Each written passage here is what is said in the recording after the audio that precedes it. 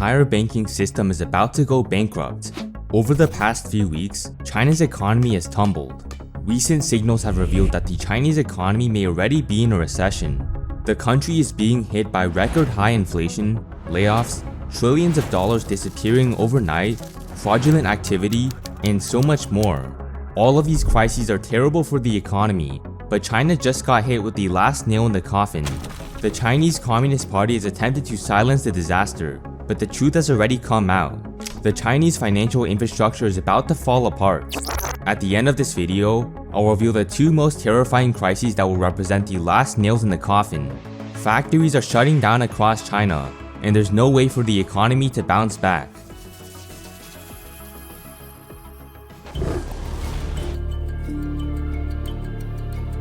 In my previous video, I covered how China's housing market is plummeting month after month. Home sales are down 28.6%, and property investment is down 12.3% from the previous year.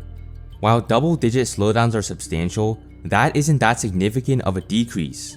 In the 2008 recession, US home sales slowed down by 50% annually. However, there's a catch. The reason why China's economic data isn't that terrifying is because the data is manipulated. Recent leaks have shown that the CCP is manipulating Chinese economic data.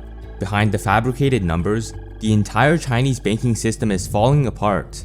According to 6 anonymous Chinese bank executives, government-owned banks have been giving loans out for free. The government-owned banks are giving out loans that have the same exact interest rate as the bank's deposits. Let's say that Wells Fargo decided to loan out $10 billion to Walmart at an annual interest rate of 10%. This means that Walmart has to pay interest at a rate of 10% annually, or $1 billion.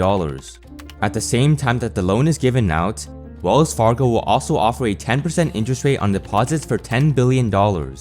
Wells Fargo will then tell Walmart to deposit the $10 billion loan in their Wells Fargo account.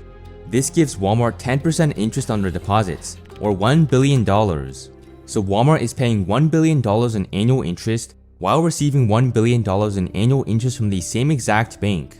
That's a net interest rate of 0%, which means that $10 billion was simply created out of thin air. Walmart doesn't actually have to use a $10 billion loan because the company can simply hold onto it for free. This artificially boosts the loan volume by $10 billion. This manipulation is spearheaded by the government, which has the goal of making it seem like the credit market is booming. And while it's technically legal to do this, the artificial lending is created by the CCP themselves, who literally make the law. Another strategy that the CCP is using is lending money to themselves. To demonstrate what's happening, let's say Wells Fargo and Citibank both lend each other $10 billion at an interest rate of 10%. Both banks are paying each other $1 billion, which means that the net payment is $0. China's banks are using this strategy to boost loan activity for free. My goal on this channel is to expose deceptive behavior shown by top economies and executives like the CCP.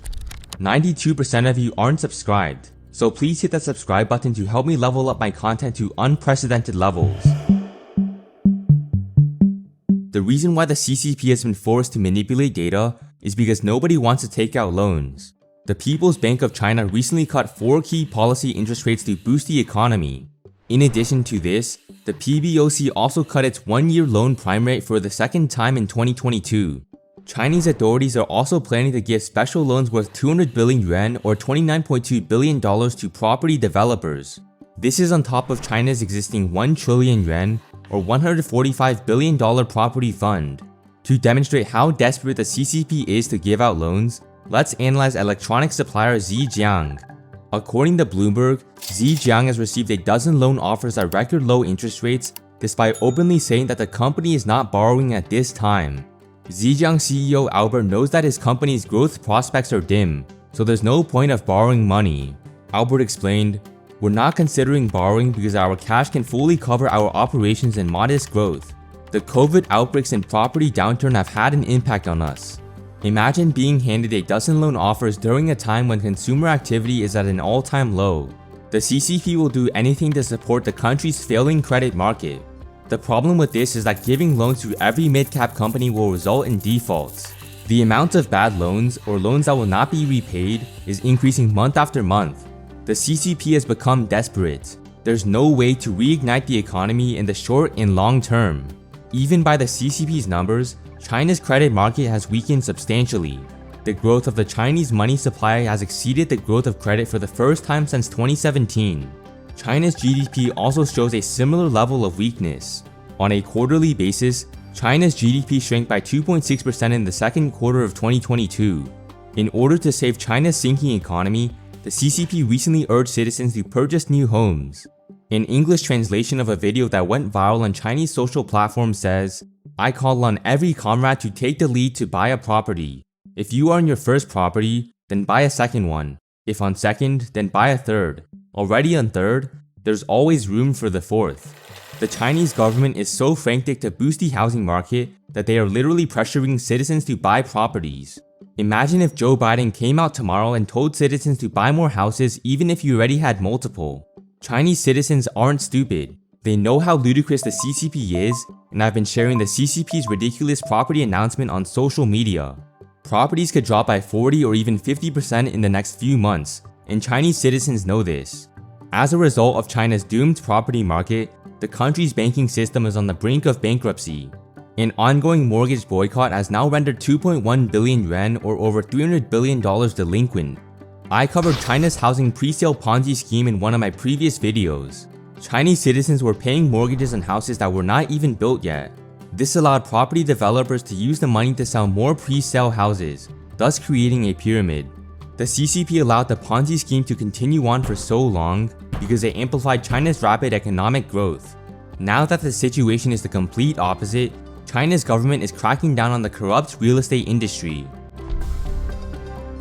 Over the past month, China's National Audit Office has been conducting unscheduled reviews of the country's trust industry.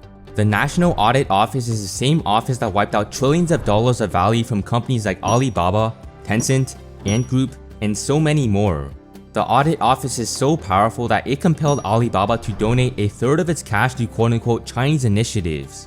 The founder of Alibaba, Jack Ma, has plenty of personal experience with the audit office. He recently had to give up his control of Ant Group, a company that he founded. In the process of Jack Ma's resignation, the Chinese government took a stake in the company. So why is all of this related to China's audit on the trust industry? To find the answer to this question, we have to cover what a trust is. A trust fund is an account that manages assets for future generations. This includes assets like investment accounts, bonds, real estate, family businesses, and insurance policies. China's trust industry is worth a staggering $3 trillion, which gives trust managers a lot of incentive to defraud investors. During China's housing bubble, trust managers unsurprisingly invested the trust assets into extremely risky investments. China's recent housing crisis has exposed the trust industry's problems. Some trust firms have been defaulting on their funds. This means that trust firms are reporting that their investment products are entirely worthless. I got a $100 check from my grandma, and my dad said I need to put it in the bank so it can grow over the years.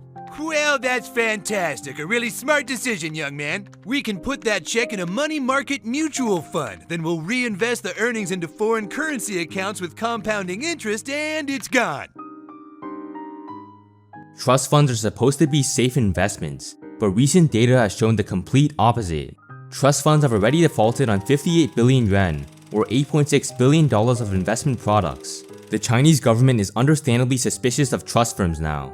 China's National Audit Office is investigating the books of at least 20 trust firms to see if they pose a substantial risk to China's financial infrastructure. Once the audit office is done investigating the firms, they will give their recommendations to policymakers in Beijing. The Beijing policymakers will then create laws that prevent the trust industry from running into the same issues.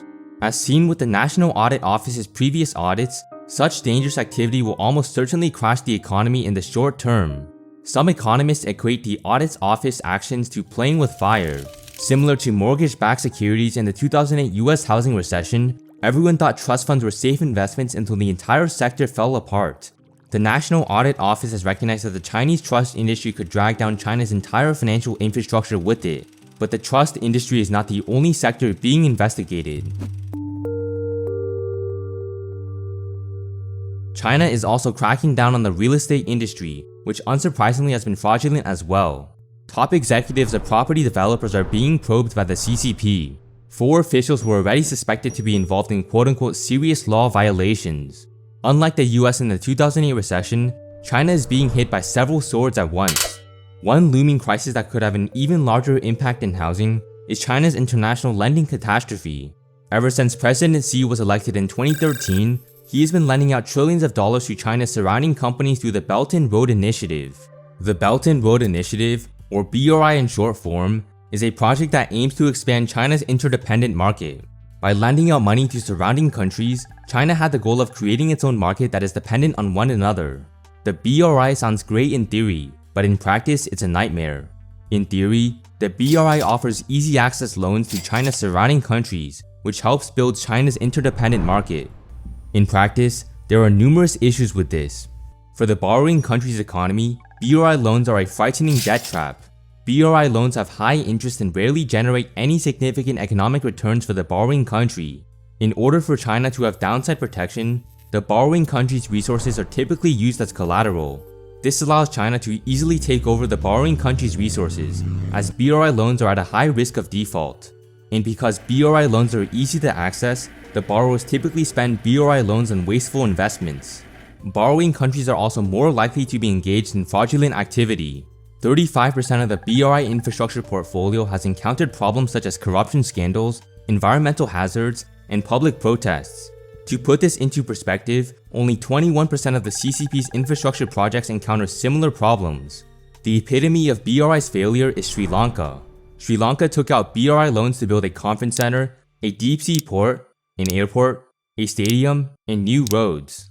A few years after starting BRI lending, Sri Lanka defaulted on its loans and China seized a 70% share on Sri Lanka's deep-sea port. But Sri Lanka is just one of many countries that fell into China's debt trap. Tajikistan had to sign off their land and mineral rights to China in order to settle their debt. The negative implications of BRI are not only significant for the borrower, but also for China. The BRI forced China to lend out money that China will never see again. Russia recently defaulted on a $100 million interest payment, which puts Russia's debt in default status. Through the BRI, China has lent out $932 billion to Russia. This means that almost $1 trillion worth of loans that China lent out to Russia just disappeared. Nobody knows exactly how much BRI lending has accumulated to, but it's certainly in the trillions. One data collector named Refinitiv estimated the BRI's total value at $4 trillion in early 2020. China is currently dealing with a currency crisis, as the Chinese yuan is being devalued compared to other currencies. China's recent currency devaluation is putting further strain on its surrounding economies. The dollar to yuan rate recently hit a 2-year high, which means that the yuan is at a 2-year low. By making the yuan less valuable, Chinese goods have become cheaper for the West. This forces China's surrounding countries to lower their prices on their goods as well. The yuan crisis essentially drags down all of the other export-driven countries, ultimately increasing the risk of a default for BRI loans. This is China's first overseas debt crisis, with institutional loans rising by over 3 times in the past 2 years. Plenty of countries have already been rated as junk status, including Pakistan, Argentina, Belarus, Egypt, Mongolia, Nigeria, Turkey, Ukraine, and Sri Lanka. If China was using its own cash to pay for BRI lending, the country would have been able to withstand the pain. However, most of this lending was from China borrowing money from others. This means that countries like the US were lending money to China so that China could lend the money to surrounding countries. Such ridiculous behavior will fall flat on China's face soon. China is currently facing what will be the last 2 nails in the coffin. The first nail is Hong Kong's COVID crisis. Because Hong Kong's economy is reliant on international trade, the city's economy has collapsed from its strict COVID policies. In the year of 2022, Hong Kong's population fell by the most in over 6 decades. Not only that, but the average office rentals in Singapore has surpassed that of Hong Kong's for the first time since 2009. In order to combat the city's failing economy, Hong Kong leader John Lee has been easing COVID restrictions. All international travelers used to have to quarantine for 21 days upon arriving in Hong Kong. That number decreased to 7 and more recently has decreased to just 3 days. This has unsurprisingly led to a drastic increase in COVID cases. New COVID cases in Hong Kong have increased from 250 per day to almost 10,000 per day in just 3 months. This would be fine in a normal economy, but China is not normal by any means.